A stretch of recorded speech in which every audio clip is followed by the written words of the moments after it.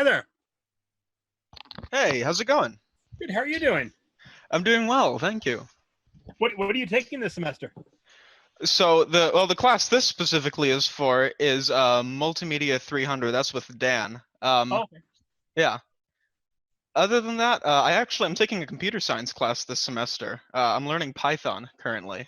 Oh, cool. Yeah. So, do you have any questions about what the assignment involves before we get started? Well, I mean, I just from your message, I understand it's an interview, so I'm not really sure what you're going to do with the interview, but Well, so I've been I'll try to be as honest as I can, regardless of what you're going to do with it. Great, thank you, and thanks again for the perseverance with meeting with me. I appreciate it a lot. Oh, it's my pleasure. Sorry I missed your email a couple days ago. Oh, it's fine. That's fine. We got it sorted out. That's what matters. Yeah. So, the way it basically works, or how Dan wants it to work, right, is I'm supposed to come up with a few questions to ask you, as well as pitch you a few questions that Dan has come up with himself. There aren't. Okay. Sorry. Before we get started, let me just be clear about this. Okay, I was not in any way involved in any of the Chinese business dealings with Joe Biden. Okay, I had nothing to do with them. I've not worked with Hunter at all, and any rumors or audio tapes you may hear to the that would oppose, that would suggest otherwise, are obviously Russian propaganda. Understood. Understood. Okay. The Red Scare, the Red Menace. Yeah. Yeah, as it were. Just so we're clear. Yeah. Okay. Okay. So we have a total of about 11 questions. I'll start with the ones that are the sort of template ones that I was given first, and then I'll shift over to the ones that I've assembled myself. Sure. All right. So the first question, and there's no particular time requirement for any of this. So however long or short you'd like to take on a question, it's all up Good. to you. We're done. It was great talking to you. I'll talk to you later. All right. All right. So the first question I have for you is tell me about your career and how you arrived at your current position. I got here by walking across the room and sitting down in the chair, but I don't think that's really what you're asking. Would you like to make a career of this Zoom meeting? I feel like I've made a career of Zoom meetings lately. I think we all feel that, yeah. Well, I from the time I was a little kid, I loved magic, I loved storytelling, and I loved finding ways of using tricks and technology to tell stories. I did magic shows when I was a child. I stole my father's act and took over his show in the middle of a show, and became was interviewed as the youngest magician in the world when I was like 3. As I grew older, I got into computers because for me, computers were a way to create modern magic. I saw them as this powerful tool I could use to tell even more immersive and exciting stories, and to create my version of Disneyland. If I couldn't, my dream was to build Disneyland, but if at that point, if I couldn't build real Disneyland, at least I could use through the computer. I could build my own little Disneylands, and that's kind of how I saw my first games. It was me making little Disney rides, and from my from the 4th grade on, basically, I taught myself how to program. I realized I could make money selling programs. And I realized I could get A's in school by creating science projects with programs. And found my way to the California State Science Fair, which completely changed my life because, my first science fair project was I created what would be now referred to as one of the first virtual computer languages, sort of the Java of its time. Really? I then used that computer language to create one of the first software voice synthesizer systems, and then my last science fair project was a network rendering system to render out a 3D movie. Wow. And jump ahead 2-3 years, and I'm a student at Cal State Northridge. I'm at a friend's father's birthday party at a blackjack table, and another friend walks in. Actually, the father of a friend of a girl I knew there, and the father sits down next to me and wants to play. So I hand him a whole bunch of my fake play money, like $40,000 of fake Monopoly money, and deal him in. And he says, "Well, with this, I could probably pay for 1 second of computer animation." And that wasn't a phrase you heard spoken at parties much at that time. So I immediately said, "That's funny. I won the California Science Fair by creating a computer animated movie on a bunch of computers at my school." And he immediately started up a conversation with me, and we talked for like 2 hours there at the party.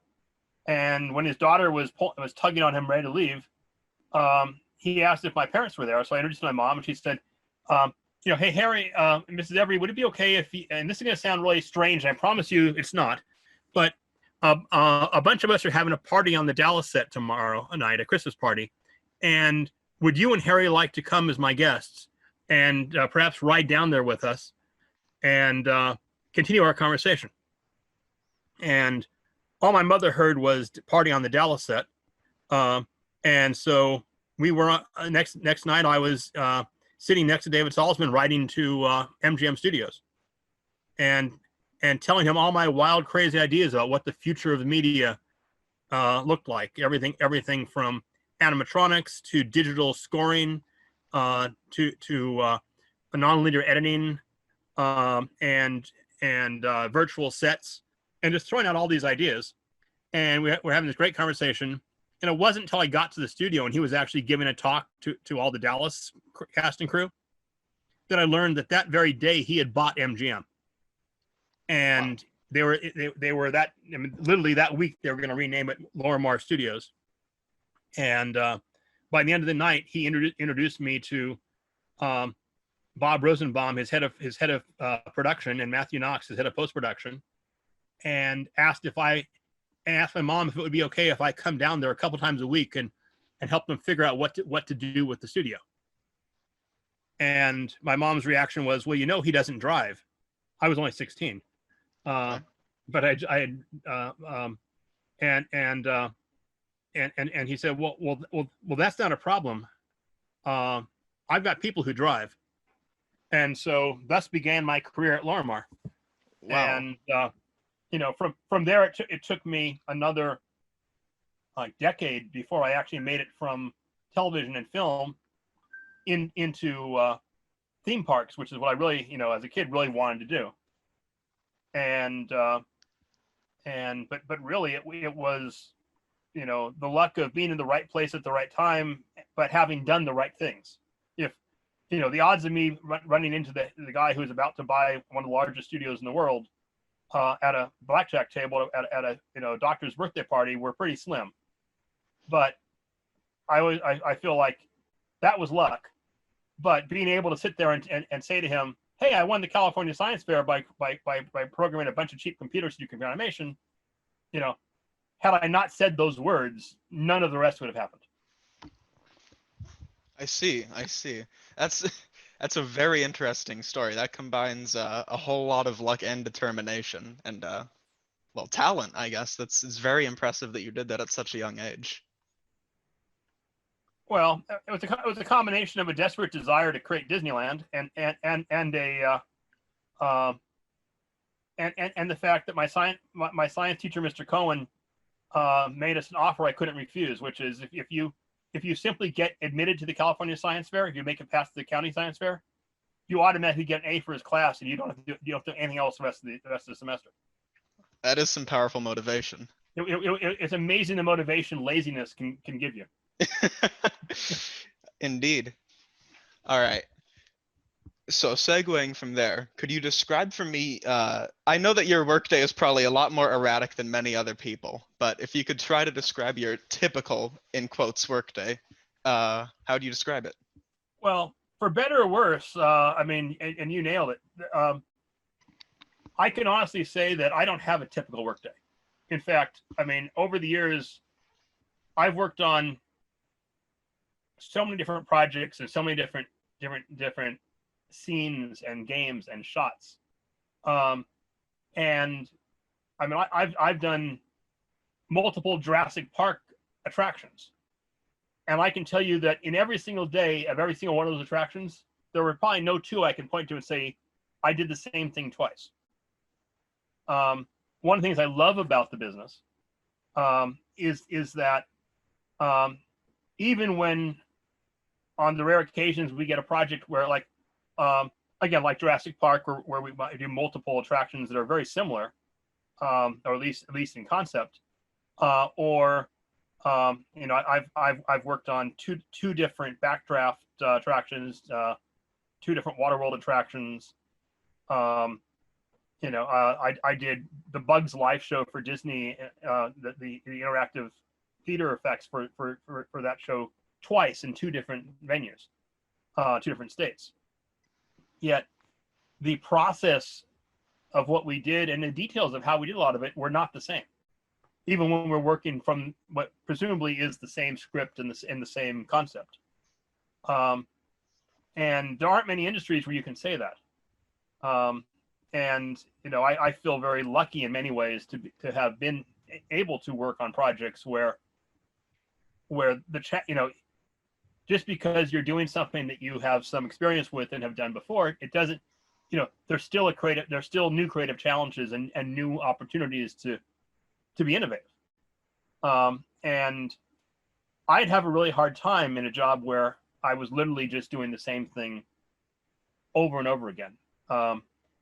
You know, and which has probably cost me because I'd probably make more money and have a much more stable and steady job if I actually, you know, there are lots of career opportunities out there where someone like me could actually, you know, get a very good paying job doing a lot of the same task over and over again. You know, and do it happily. For me, I've kind of tended towards the more innovative projects where I get to be creative and hang out with really creative people, but there's very, very seldom a repetition. That's probably very exciting. It's extremely exciting, you know. And again, it's not always easy, and again, it might be less stressful. You know, a contractor who builds the same house 500 times in a housing development, you know, probably has a lot less stress as he's building his 300th house, and knows exactly what can go wrong and knows exactly what he's going to do. And, you know, and that's, you know, an easy, you know, I'm not saying it's an easy job because it all takes skill and all takes talent, you know, and work, but it's a less stressful job as opposed to, you know, walking into every single day, not knowing for sure what new challenge or new, you know, every creative director I've ever worked with has blown me away with their ability to come up with something that we simply hadn't prepared for. And, you know, often those are really cool, fun things. And, you know, in my business, buy-in is really important, and that the team, you know, you can do the impossible if the entire team buys into it and is willing to dedicate themselves to do it. But, you know, and the great project leaders and the great project managers and creative directors are the ones who can come in there and convince you that, you know, yeah, this might not have been in the plan, this might not have been in the script, but this is such a great idea, we just have to try this. Yeah. You know, and once everyone's on board, that's when it gets really fun, because you know you're doing something, you know you're off the beaten path. You're you're blazing a trail that wasn't laid out for you.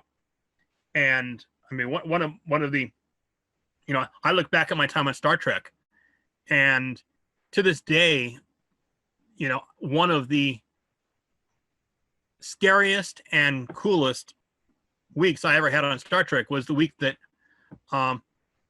Cliff Bowles, one of our directors, decided that it would be awesome for the end of this episode to do a shot that pulls, where the camera pulls out through the window and basically pulls away from the ship, and you see Riker standing in the captain's office.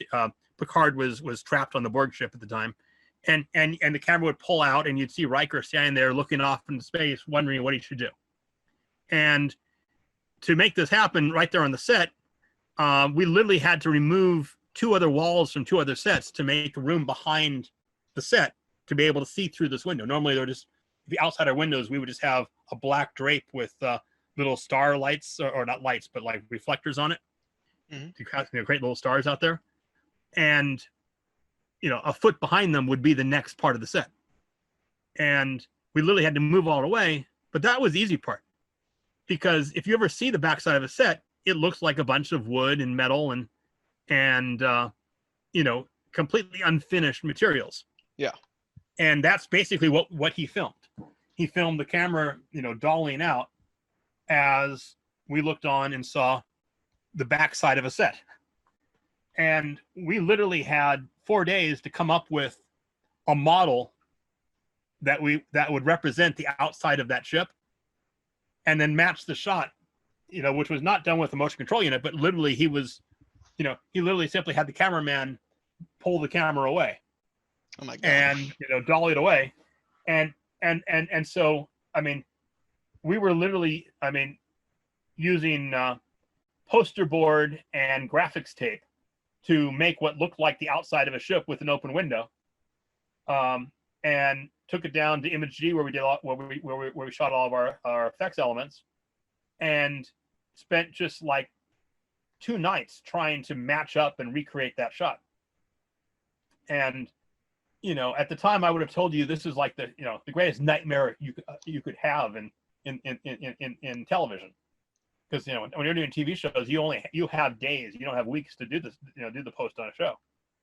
And yet I look back at that adventure and realize it's like that was like one of my all-time favorite memories from working in the television business, because it was all of us, all hands on deck, from from the grips and gaffers we literally recruited to help us move set pieces to make way for the shot to be able to pull out of the window, to the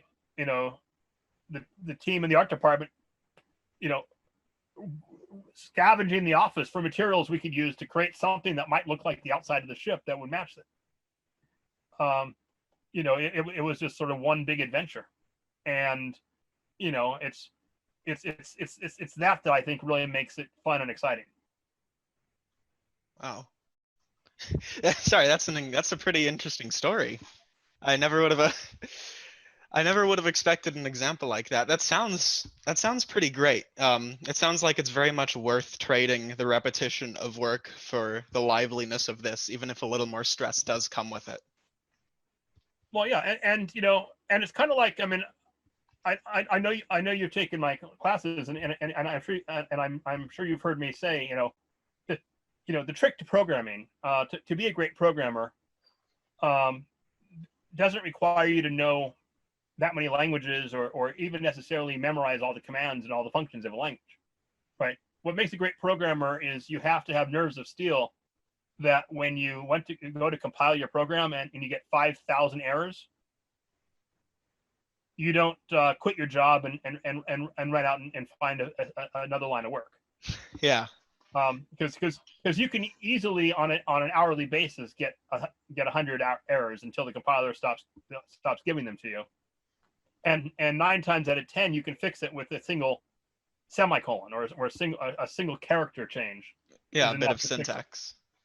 It's there's a great book, The Soul of a Machine, The Soul of a New Machine, which was written back in the I don't know, it was written in the 70s or 80s, but it was basically about the computer industry of the early 70s, and about the making of one of the very first mini computers, even before the microcomputer industry, took off.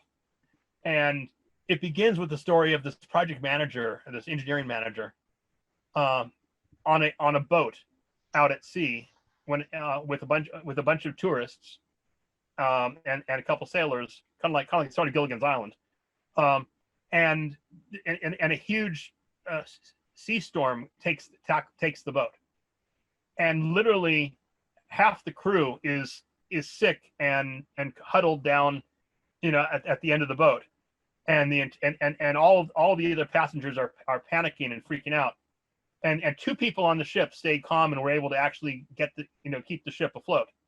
The captain, who had been a seafarer for 35, 40 years, and this engineering manager from this computer company, who had spent the last 5 years of his life just tackling one impossible crisis after the other.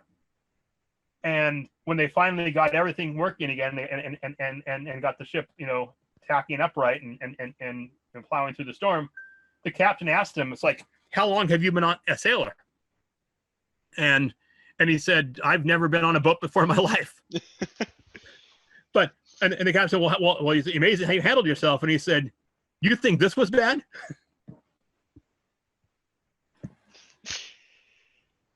Oh man. All right. So this one sort of plays into your previous answer, actually, because I think you addressed parts of it. What would you say are the most exciting aspects of your job? I know we kind of covered it, but is there anything else? Well, I mean, there are a few answers to that. One of the exciting aspects is simply not, it's like reading a book where I've read great books where I've wanted to read them a second time or a third time, and I have. Mm-hmm. Or watching a movie you've seen a couple times and you really enjoy it and you watch it again. No matter how great the movie is, by the third or fourth time you've watched that movie, there's no surprise to it, right? You can always find some little new detail you may have missed, but you'll never recreate that first moment of wonder, that awe, when your path diverged and or the character's path diverged, and suddenly you realize that this is going to happen, right? Yeah, I know what you mean. The same thing happens in careers, and in projects. One of the really wonderful things about a project is you could start, from day one, you start on a project. And when we do theme park projects, literally in the room on day one, you have about 4 or 5 people. And you have an art director, a creative director, a technical director, and a project manager. Usually are the first people on the team. Okay. And and sometimes a separate writer if not just if the creative director isn't wearing that hat. And you'll sit there with an idea of what you're going to make. And by the time you get through the blue sky process, that idea may have changed 16 times. And almost always what you walk out of the process with is something, more exciting and more interesting and more fun than what you started with. And then you have anywhere between 5 months to 2 years of actually developing all those ideas that you came up with.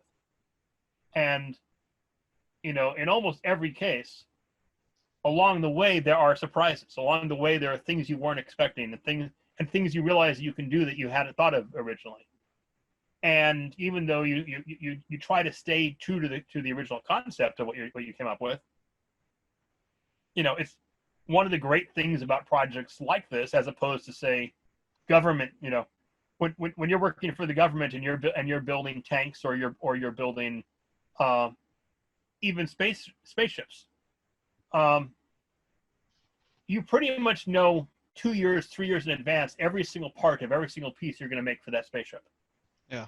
And it doesn't matter if a piece of incredible technology comes along halfway through the project, right? When Congress has approved it, when the Pentagon has signed off on it, when all of the bureaucracy has chimed in and made it and said, this is what you're going to do, there's no surprise. There's no moment where you say, wait a minute, we thought we were only going to be able to, take a black and white picture, but actually, technology has changed so much, we could actually take an 8K, color video picture now.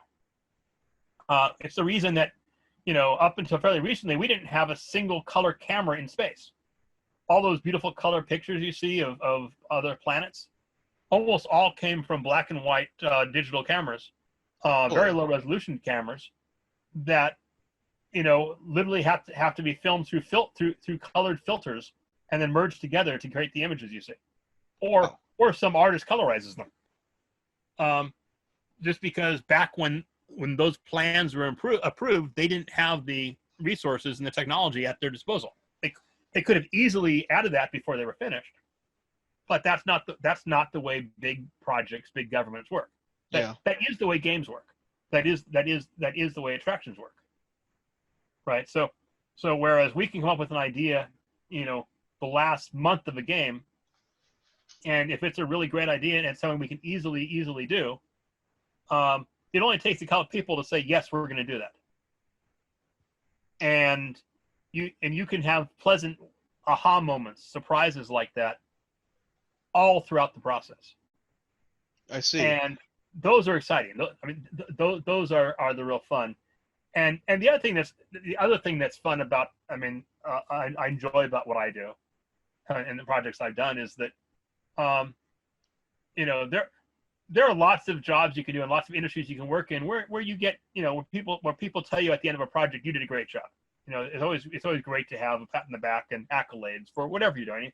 I mean, doctors, when they do heart surgery, they get that, right? Yeah. But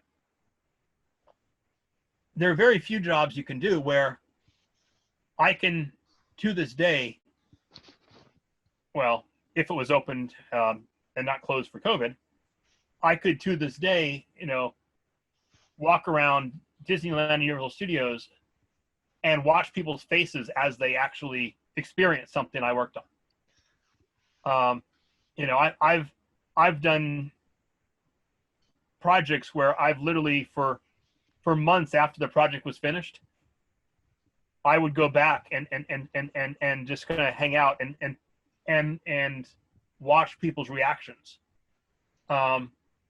And there's nothing at all that compares to to seeing this sense of complete joy and excitement on some kid's face when as they're experiencing for the first time something that you put a lot of work into and we're proud to do. And it's kind of a reminder of why you do it. Yeah. That's a very interesting perspective in the sense that there's that ever-present versatility that sort of keeps it fresh, and upon completion, since everyone else experiences it at a different time, it always is, it's gratifying so long as you're able to observe it. Exactly. Even my old TV shows I worked on, I can still to this day talk to people who have just seen for the first time an episode of Star Trek or an episode of Alf, and you still get the reactions. That must be pretty cool. That's very nice. So, okay. What I have for you now is, you've kind of spoken to this prior, yet again. The concept of what aspects of your education or training sort of made you more capable or marketable in your field.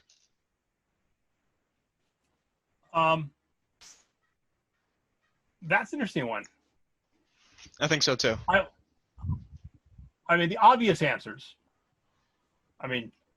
Clearly, a lot of what I do is technical, and I would be, without the experience in programming, without the experience, though a lot of that was self-taught, so I didn't walk into any of this from total ground zero.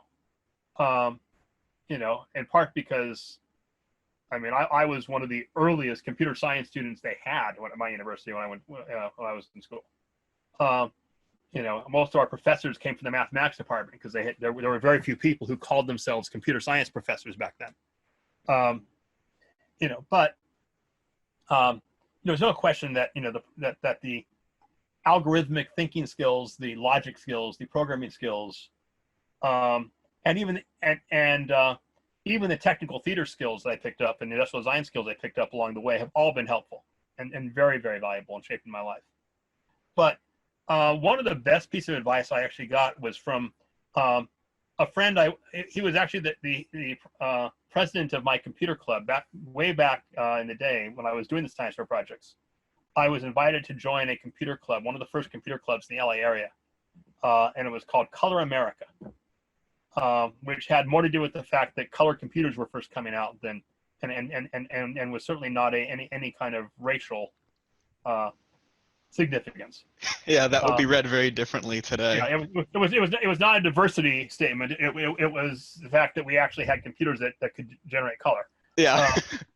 And I became part of this computer club, and I'll never forget sitting with Mark Randall, who, you know, in retrospective, he's not that much older than I was. I mean, I don't know exactly. He's probably, you know, 6 to 10 years or 12 years older than I am. But, you know, as a little kid, I was a, you know, middle school student when I met him. You know, I saw him as this, you know, he was already out of college. I was nothing compared to him. And I remember one of my first conversations with him, we were sitting there talking, and there's, I mean, he like I was a programmer and was interested in electronics, and you know, we had built our own computer hardware, we had built our own, you know, we had written our own programs. You know, he and I worked together to build one of the first entertainment simulators ever built, and it was a motorcycle racing or ATV racing simulator, where you basically would race through the desert. It was built for Tandy Radio Shack, when we and I'll forget, one day we were talking and we're talking about education, and he said, the most important thing you can ever learn in school is communication. And at the time, I mean, I respected him, so I took it, you know, I took it as good advice, but I wasn't really sure. It's like, I honestly would have not accepted, I would have not chosen that answer or given that answer back then. In retrospect, right now, I think the more I've matured and the more I've worked with other people in the business and a lot of aspects of business, I think he's right. You know, that it doesn't matter how great a programmer you are, if you can't communicate with the other members of the team, you can't create great software, you know, great code to do what they to help make their visions possible. And if you're the one with the visions, or the one who's designing the project, doesn't matter how brilliant an artist you are or how brilliant an innovator you are, if you can't communicate to people and sell them, because remember I mentioned buy-in before. Well, to get the buy-in, you have to communicate. Yeah. So, you know, if you accept the fact that you can accomplish anything if you get buy-in, then the next logical step beyond that is you can get buy-in for anything if you can communicate well. And, you know, the people who, or at least the people who get buy-in, are the ones who do the best job of communicating. So unquestionably, I'd say the most important and useful things I learned from my college days, you know, were communication skills. You know, and it's like, you know, we were, you know, as often, you know, we computer science types and engineering types, you know, all too often complain and gripe about the fact that, oh, we have to take a freshman English class, or, you know, we have to, or we have to take, you know, some of these, you know, these general ed classes that we kind of roll our eyes at and like, well, how's that going to help me write a better program, or how's that going to help me make a better game? Well, the reality is that the skills you are learning in those classes, I mean, whether it's speech or presentation skills, or even the report writing and essay writing that goes with almost any class you take, you know, are the things that actually are going to make you successful in your career. Okay, that makes sense, because no matter how skilled you are, right, like you're saying, it all sort of crumbles if you're not able to communicate what you want to do or could do effectively, right? Yeah, exactly. And as point of case, or case in point, Mark Randall, the guy who gave me that advice, went on to start several companies, and which eventually merged into a company called Adobe. Really? Yeah, I mean, That's pretty crazy. Yeah. He's still the chief innovation officer for Adobe. I actually didn't know that. Wow. So, okay. Let me pitch this one to you now. So I was wondering, of what advice would you give to somebody who's entering into this field?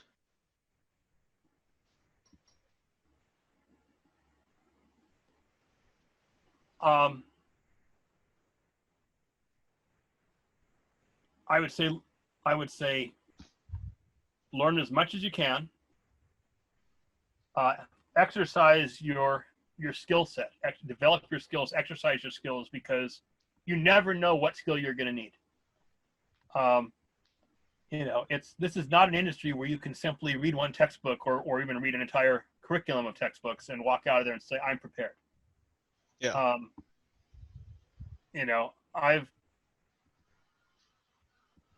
Every time I think I have all the skills I need for what I do, a project comes along, and I don't mean like this happens once a decade or once every few years. It's like, no, every project that comes along, I find myself having to learn something new. And falling back on skills that I've picked up and maybe even mothballed along the way, that I never thought I'd be using again. So, learn as much as you can, practice as much as you can. Practice both in terms of the technical skills, whether it's programming or art or sculpture or modeling or whatever it is that you are writing, but also practice the personal skills, the communication, the interaction, the brainstorming. It's like, I mean, a lot of my best training came not from class assignments or even business tasks I was given as a young executive. I learned more from friends I met. I mean, two of my best friends to this day I met at the California Science Fair, and we've remained friends, and we would literally, over the years, from the time we were kids, brainstorm things. We would sit around and invent things, make things up, invent, from inventing new sequels to movies, to inventing new types of operating systems, to inventing new ways that robots and humans might interact. Most of these were not for commercial projects. Most of these are things we never actually did. But that brainstorming exercise, that communication exercise, that basically interacting with each other, has helped all of us in various ways in our careers, and made and even though we took very different routes, one friend, one of them, David went on to become a major special effects artist, creating effects for probably 40-50% of the major blockbusters of the last 3 decades. Another James actually went on to become a legend in the financial industry, and basically inventing a lot of the technology that's used in financial markets right now, in the whole field of quantitative economics. All of us basically build on that skill set of just of brainstorming, communication, and selling each other our ideas, pitching ideas. So I would say that, and of course the other piece of advice that I will give you, and I'm stealing this right from Walt Disney and Rolly Crump: follow the fun. If your heart's not in it, don't do it. If you're, don't take the job because you think it's the right thing for you to do. Take the job because you will enjoy doing it, and your heart will be 100% in it. And when you have a great idea that you think is really exciting and fun, don't be afraid to put it out there. I see. So let me build on that really quick, actually. So we've talked about the willingness to learn new skills and the ability to communicate being pretty imperative qualities for this area of work. But Well, are and let me throw in, though I kind of mentioned before too. There's the other one is of course Douglas Adams' famous last words: "Don't panic." yes, yeah, cooler heads prevail. Yeah, no matter how challenging or impossible the situation or the request looks at the moment, keep your head and don't panic. Okay. So building on that, would you say there are any other qualities that just come to mind that make someone sort of a standout performer in the field? Um, Tenacity. Okay. A lot of things will go wrong. Um, for every great idea you pitch, you're going to have a whole lot rejected. For every you know every algorithm that works exactly as you imagined it would, you're going to come up with a dozen that don't.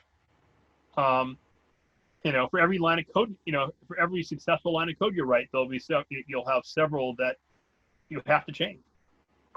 Um, Likewise, for every edit, I can say the same thing for editors. If you're you're editing a film, uh, you may have to re-edit that film 15, 30 times, and that's not unusual. And just when you think it's perfect and it can't get any better, Steven Spielberg walks in and says, "No, wait a minute, I think that's off. I want you to shave off 3 seconds." And it's real easy to get frustrated and argue and say no, I'm not going to do it, or no, we got to stop, or no, it's right.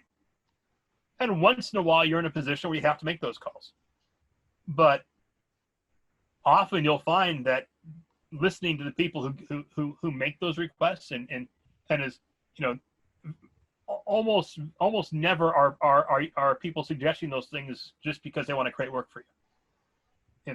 That's 9 times out of 10 they're right, and especially if they're the kind of people you should be working with. You're working with them because of who they are and what their insight brings them. Yeah. The other piece of again really phenomenal advice. I don't know if I've told you this story before, but my uncle was a vice president at Paramount, I think you and mentioned that. he began as a assistant to my grandfather as a prop man, and worked his all the way up to assistant director, unit manager, production man, line producer, producer, head of production for a major studio, to eventually executive vice president of one of the most successful studios. And when he took his job at Paramount, he was handed this office that is maybe a third as long as my entire house, and it's a beautiful park view out these giant windows, and it looked like you walked into the throne room of Oz. And there was a giant desk at one end, attached to a much lower conference table where everyone else would sit. And by everyone else, this is where the executive producers and the production managers or the actors who were coming to negotiate their salaries or their deals and their agents would come and sit before the head of production for the studio. And it looked very ostentatious. It was like walking into, a courtroom or a Senate chamber. And, he walked into the office the first time and asked his boss, the president of the studio, is it okay if I change this? And his boss looked aghast and said, this office was furnished in the 1920s. No one changes this. This is part of this. This is history. Yeah.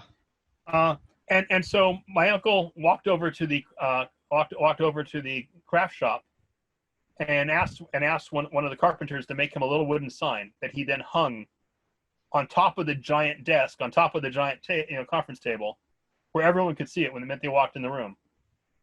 And on it were engraved the words, "It's nice to be great, but it's greater to be nice." And his whole life, my uncle told me, and my cousins, that it's not about who you know, though that helps.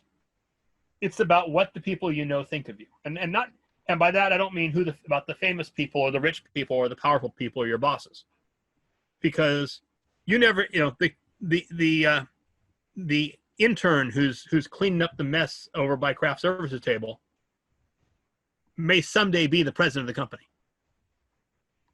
or the executive producer, who has the big project that needs someone just like you. Or even if they never get there, they maybe they become the second assistant director, who just happens to be in the room when the director or the producer says, "Gee, I wish we could find someone like this," and they speak up and say, "Well, Michael Schoenbrunn is exactly that kind of guy. You should really talk to him. He's a great guy." Well, it was probably some of the best advice I've ever received.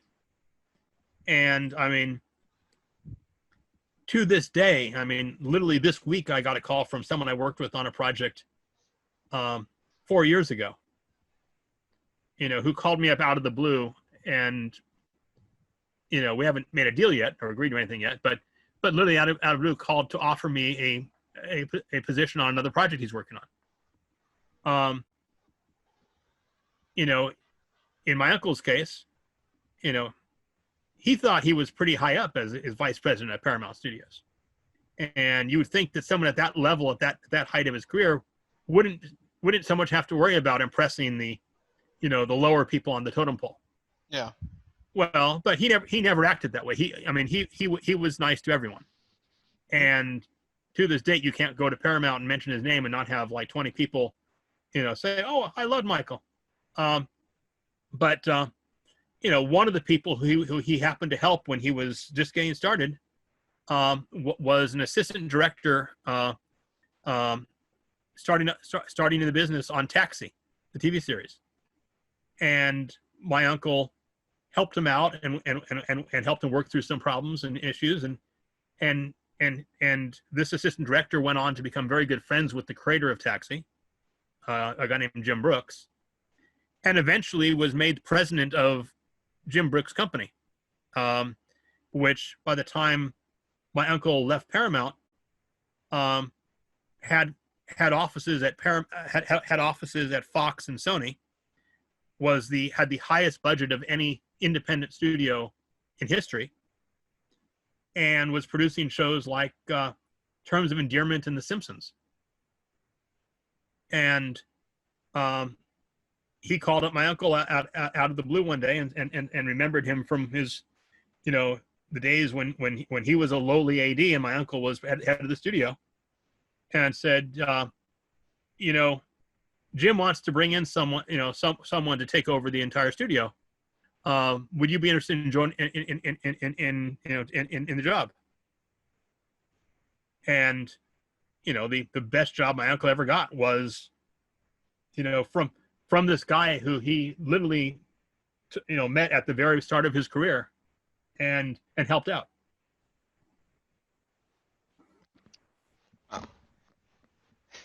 That's practically the embodiment of just, be nice to others because you might not know where they end up. That's got quite the mold to it. Yeah. As you were saying, nice to be great, but great to be nice, like you said, right? Absolutely. Yeah. So I understand you've worked on, how many projects would you say you work on in the span of, like, I don't know, a year, I suppose?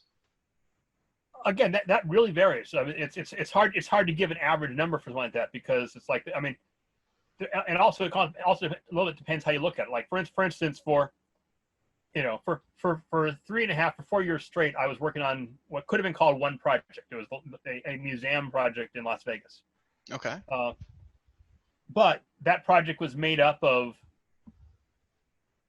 6 different buildings full of different theaters and exhibits and attractions.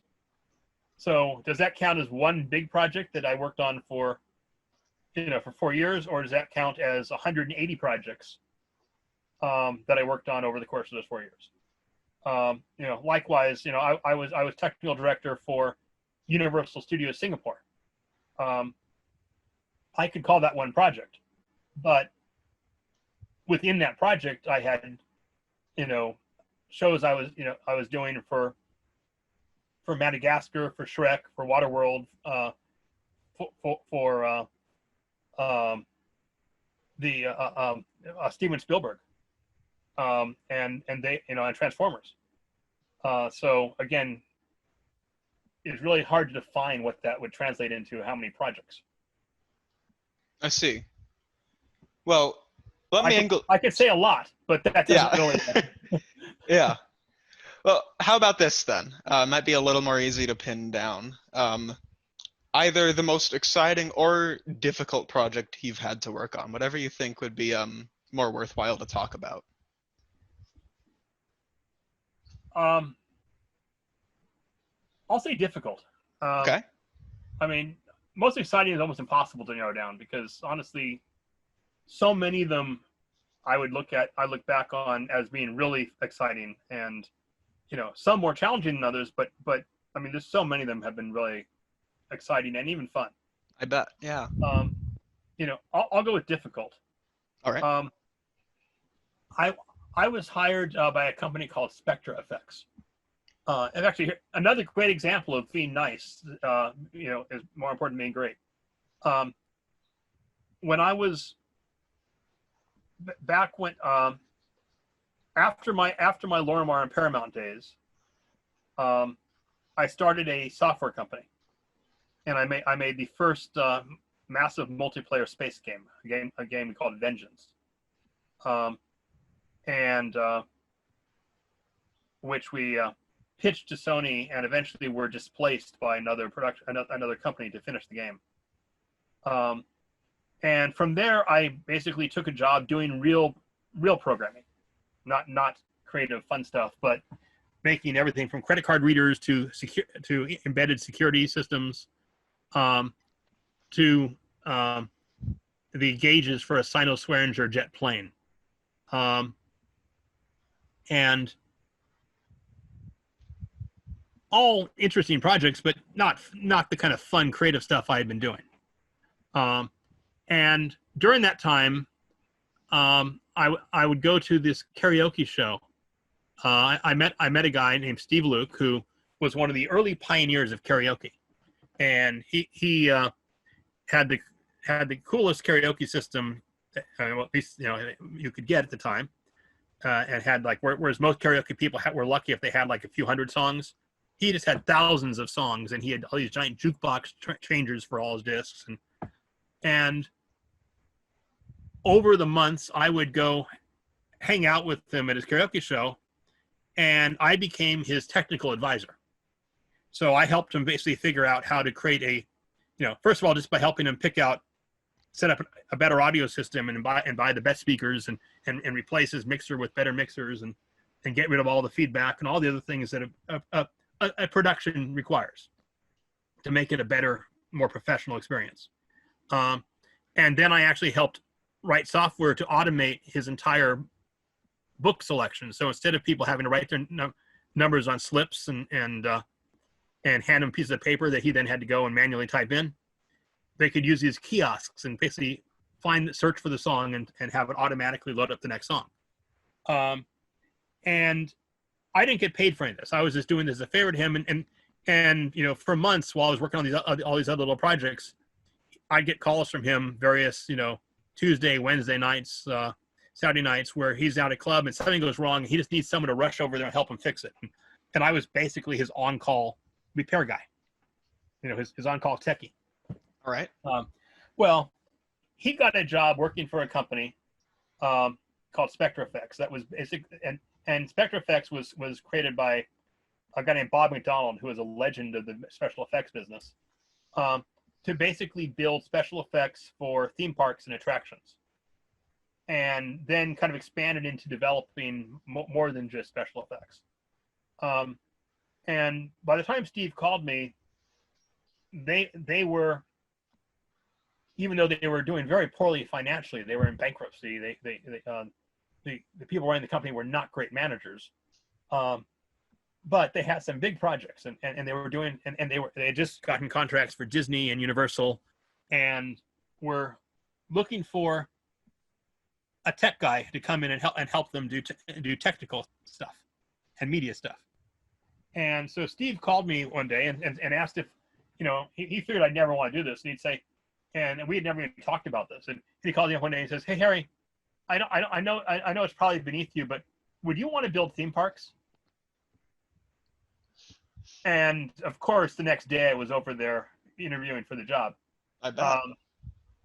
And I got hired basically as the, they hired me as the director of media for this company that was basically making, they were making working on several Disney attractions, a couple Universal attractions, some casino stuff, and a bunch of big magic shows, which worked out perfectly since they didn't even know when they hired me that I had a background in magic.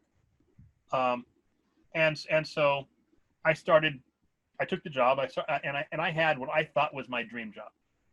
I would go to work and I would sit there and I'd sit around for hours making up jingles and playing music. And I was making music for Disney. I was making just like one jingle after another for these casino jackpot machines, and just having the time of my life. When one day I was called down, I was asked by one of our project managers if I'd come sit in on a meeting with this Australian gaming company that was building Sydney Harbor Casino. The company was called Aristocrat Gaming, and they make a lot of the big slot machines that we even use here in America. But they were the owner of this casino, and they had hired Spectre Effects. I knew this project was ongoing because I'd written a bunch of music for it, to build these interactive displays that would basically, they wanted to have these rooms in their casino where the whole room would come to life like the tiki room when you win a jackpot. And we had all these different themes we had designed. In fact, we were only supposed to build 6 of them, but I ended up writing 12 completely different musical audio themes, based on different styles, just on the off chance that they decided they wanted to build more. And I later found out the reason why was because all the while I was making all these soundtracks and all the media for these things, nobody was actually working on the actual animatronic displays themselves. In fact, I had literally done twice the work that we had to do for the audio and media. Yet no one had built wired a single circuit board for the actual product. And they wanted me in this meeting supposedly because I would be the guy. I was like one of the only people in the company who the client, the Aristocrat Gaming people, liked, because they would hang out with me and I'd play the music for them, and we brainstormed together, and they enjoyed coming out and hanging out with me. Now, I had no idea at the time the reason they were hanging out with me was because I was keeping them busy, so they didn't have time to find out that nothing else was being worked on.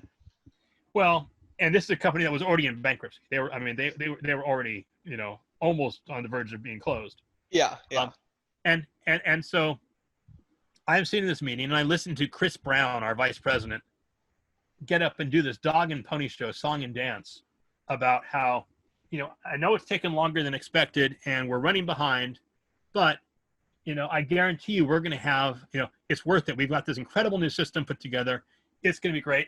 And yes, I understand that you're telling me that we're already too late because you're already putting the carpeting in.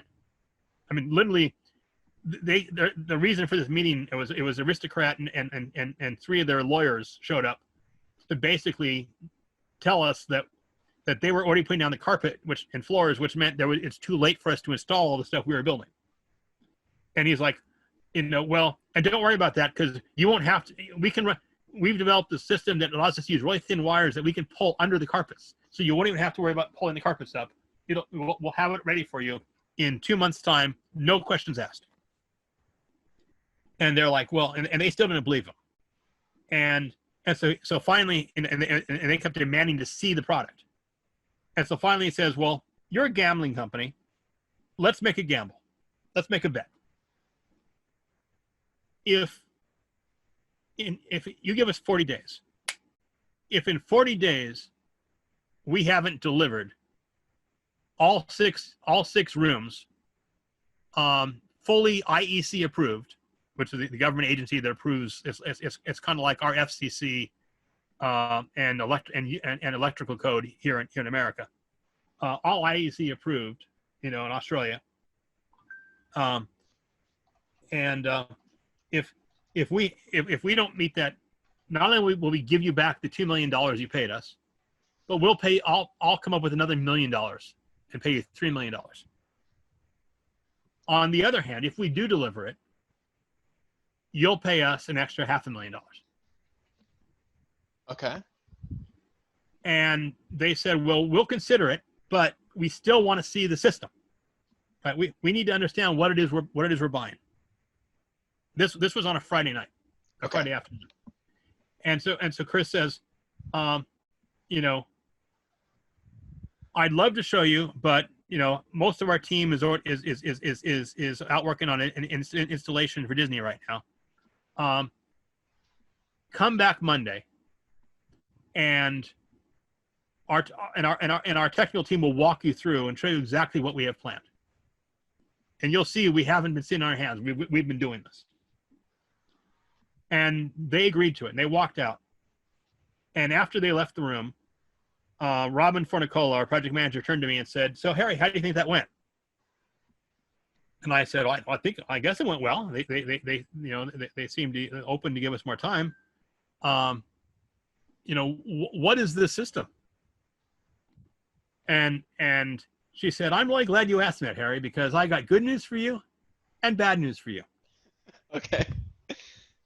The good news is you've just been promoted. You are now the technical director for the company. The bad news is you have until Monday to come up with a system that looks like we could have spent the last 3 months working on it. Oh my God. That has wires that has thin wires that we can slide underneath existing carpeting. And so I walked up to my office, looked around at all my cool music equipment for the last time for almost a month, and called over to this guy, Don Cutler, who was my boss, who had hired me to work on the Sino-Swearinger aircraft gauges. Okay. And he was a brilliant electrical engineer. And I called him up and I said, hey, I had been, the whole time I was working at SpectraFX, because I jumped to SpectraFX while I was still finishing his Sino-Swearinger aircraft project.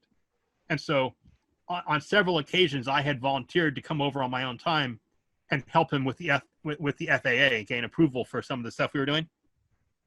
And so, he kind of owed me a favor at that point, though he didn't necessarily have to do anything. But I called him and said, hey Don, could you rush over here and join me for lunch?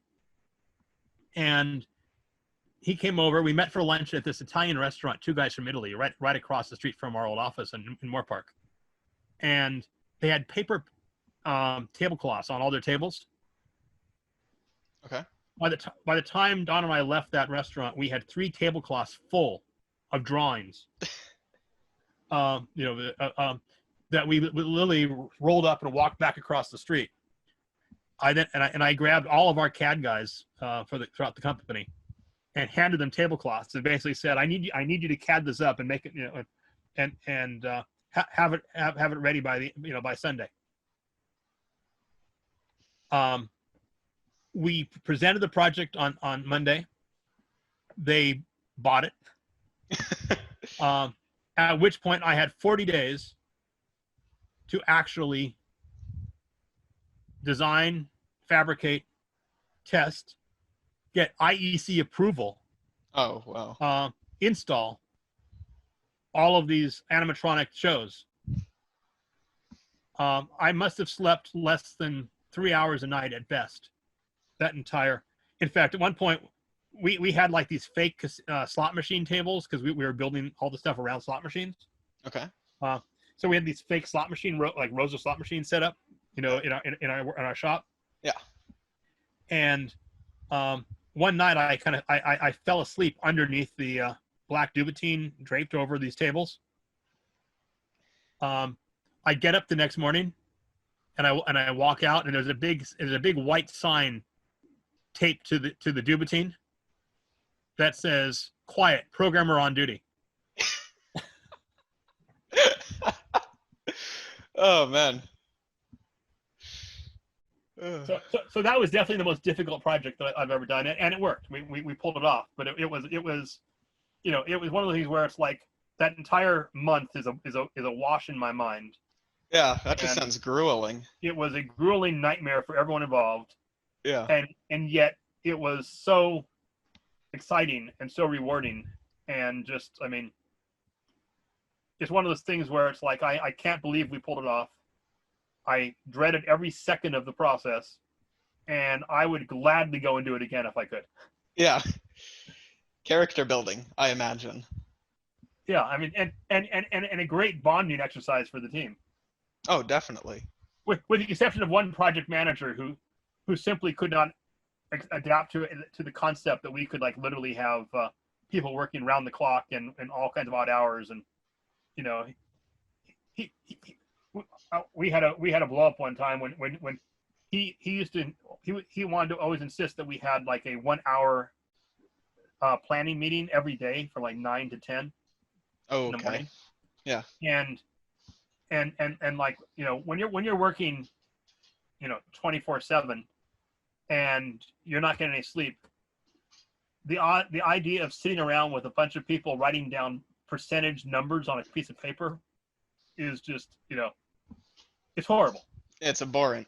And worse than that, the idea that you might actually have to wake up, at precisely 9 o'clock, so to be there precisely at 9 o'clock, so you can sit and go and waste an hour, is even worse. And so that was the one kind of negative aspect, that there was just there was one person who just could not adapt to the idea that this was not a traditional project sprint. Yeah. But everyone else, we walked out of there like best friends and a family. Everyone else bought in. Yeah. Including Don Cutler, the engineer I brought in for that lunch that day. Yeah.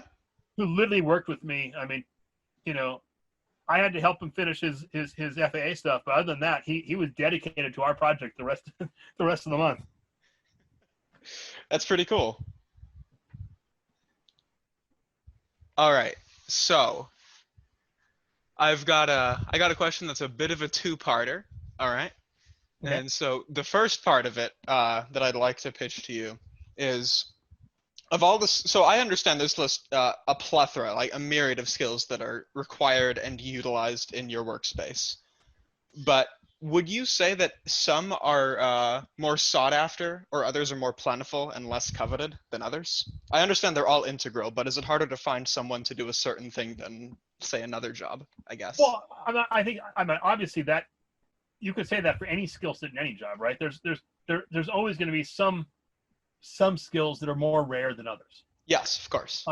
In my case, though, the real rarity for me is not so much. I mean, yes, I know computer. I mean, I've programmed in Lisp and Prolog and Eiffel, and honestly, there are not a whole lot of programmers out there who maybe. I mean, Lisp there's some, but I mean, Eiffel, I can probably count on, fingers and toes the number of people in the world who commercially use Eiffel. That's a rare skill. Okay. Now, I'd be lying if I said I get hired all the time because I know that language, right? Yeah, Yes, that's a rare skill. So I could answer truthfully, yeah, I have some skills that are very, very rare. The more unique thing about my role and what I bring to projects, probably more so than the rarity of any one individual skills, is I tend to bring a wealth or variety of unusual skills to have in one person. Okay. Right. So it's like you can find lots, and I mean, I won't say lots. There in the industry, there are probably 100 great lighting designers. Okay. There are probably 1,000 or 2,000 great sound designers. There are probably, you know, there are easily a few thousand brilliant electronic engineers. Right? There are certainly thousands of great programmers. Yeah. And even though I might know more languages than the average programmer, and I might have more experience in certain types of things than the average programmer,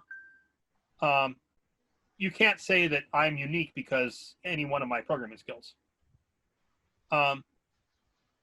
But you can say I'm pretty unique in that, you know, very few people have been the lighting designer, the sound designer, the visual effects supervisor, the programmer, the electronics engineer, you know, have worked with robotics, have worked with, you know, it's rare to find someone who's done, you know, who's done computer animation and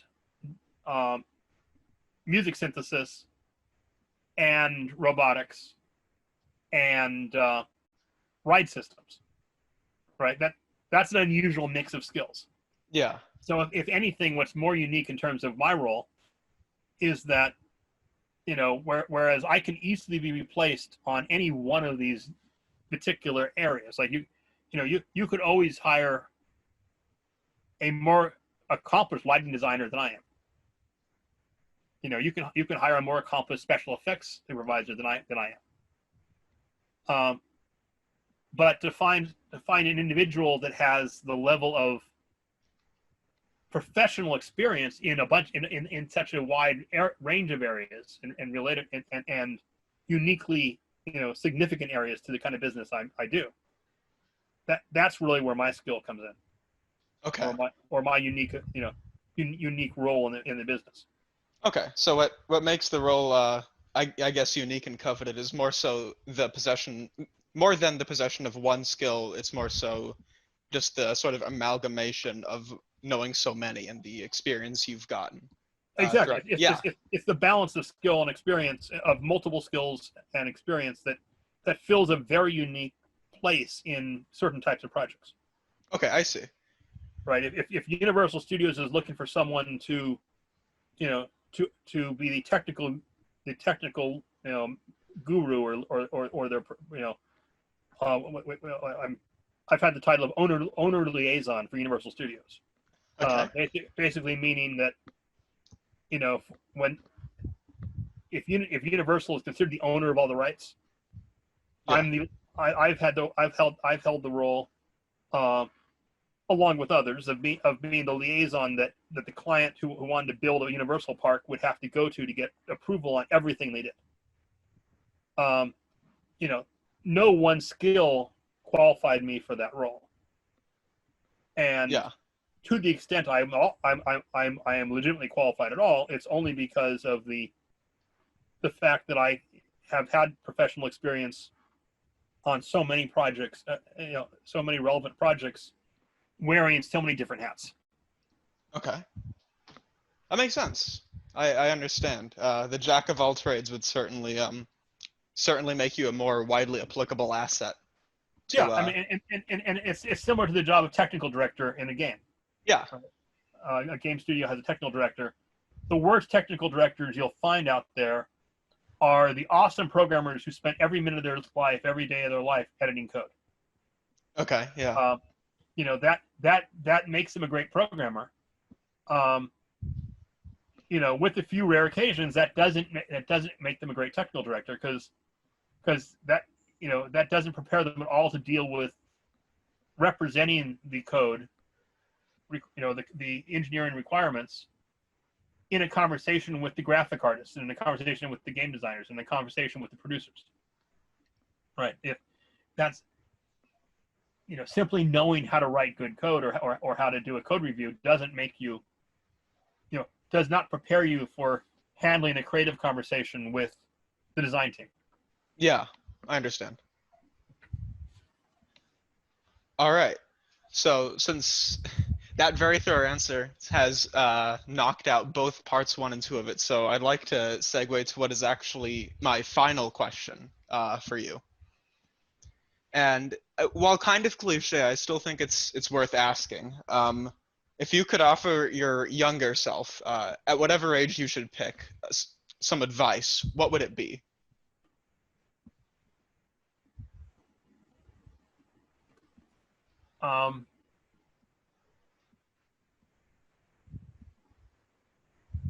Two things.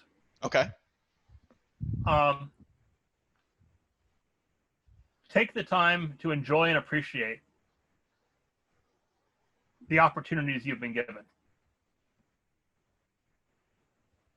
Looking back right now, I have so many amazing experiences I look back on and say, you know, I was so lucky to be in that position.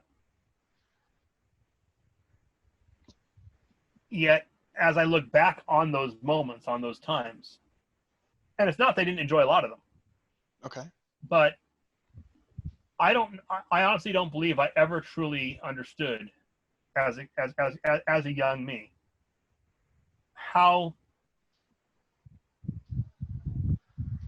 what a gift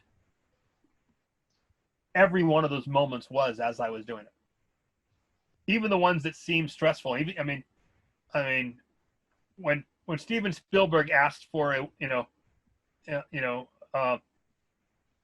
or Kathleen Kennedy, asked for me to come up with a way for Steven Spielberg to watch the scoring session for Indiana Jones from his apartment in New York, and I literally had 3 hours to come up with the solution and get approvals for all the pieces we needed to do it. I was stressed out of my mind. Yeah. And looking back at it, I was working. I had that challenge, that complete out of the blue, fire drill, which it ended up being. Literally gave me the opportunity to not just work with, but bond with and impress, and I got to have a level of interaction with Steven Spielberg, one of my heroes, and a man who I have only the much more greater respect for from having worked with him and seen how he operates and how he works. Then I could at the time it happened, I was not, at all pleased with Kathleen Kennedy for lighting this fire under us. Yeah. And in a way, even Steven Spielberg, when he found out about it and he learned about it, was not at all pleased with her for having us go through that massive, race to pull this together for him. Mm-hmm. But so at the time it was not, it was exciting in a challenging way. It wasn't fun, right? The actual act of running around pulling strings, negotiating with the city of Culver City to get permission to run cables across Culver Boulevard. At the time, it just seemed like it was like someone had unleashed a nightmare on my otherwise, on my otherwise enjoyable, time listening to John Williams, play his awesome music. In retrospect, I look back at that and go, wow, that was such a unique opportunity that I had by doing that, and such a unique experience. And, I can probably list 100 or 1,000 of those moments where at the time it was happening, I was too busy focusing on put one foot in front of the other and get it done, and try not to panic, and not really appreciating the fact that, we just created magic. We just did, we are, I'm here working with these people who I'll be lucky to ever work with again. In fact, the world would be lucky if that team or that a similar team is ever reassembled again. I look back at Star Trek Next Generation, right? the amazing people I got to work with on a daily basis. Who, I mean, and I consider a lot of them my friends, but it's only looking back, years later, I look back and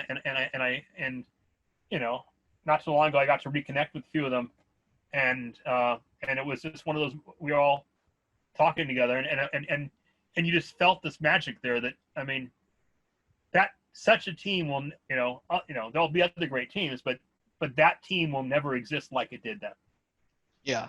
And the amazing people we had and the amazing things they've done, both then and before and since, there's a pride you have of just being part of that it's all too easy to not notice or to not pay attention to while you're busy trying to get the work done. Okay. I see.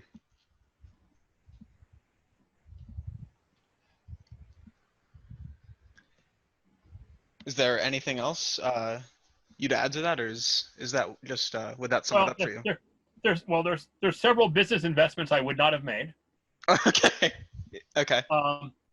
And I would have probably invested a lot more money in real estate. But other than those things, which I didn't do. Yes. Yes. All right. And when I had the choice between investing in my own company or buying Google or buying shares of Google, I would have bought Google. Okay. Fair. So that about does it for my interview questions for you, and I want to express my thanks for you coming on and answering my questions. Yes, obviously it's for a class, but beyond that, I greatly appreciate all the unique perspectives and the takes you were able to offer me on these questions. Well, it's totally my pleasure, and I'm honored to do it. I'm glad.